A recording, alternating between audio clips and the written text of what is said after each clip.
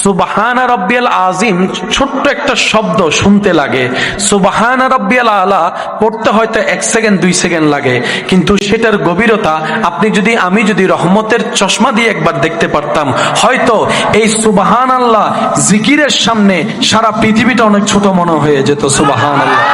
নামাজ এমন একটা অলৌকিক ইবাদত, বর্তমান বিজ্ঞান এই নামাজ নিয়ে যখন গবেষণা করে, ওনারা দেখে বলে এই নামাজের সাথে যারা বন্ধুত্ব রাখতে পারে, নামাজকে যারা আপন করে নিয়ে চলতে পারে, সে সমস্ত ব্যক্তিদের শরীরে রোগের মাত্রা কমে যায়। সুবহানাল্লাহ। তাদের ব্রেনের শক্তি বেড়ে যায়। সুবহানাল্লাহ। তাদের হার্ট ভালো থাকে, তাদের শরীরের জয়েন্টগুলো ভালো থাকে যাদের সাথে নামাজের সম্পর্ক থাকে।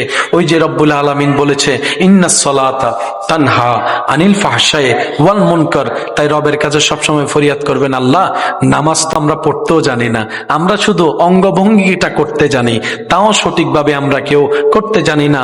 আল্লাহ গো, তোমার কাছে ভিক্ষা চাই, এই নামাজের ভিতরে তুমি যত ধরনের নিয়ামত দিয়েছো, ওই নিয়ামতের বৃষ্টিগুলো একটু আমার উপর বর্ষণ করে দাও।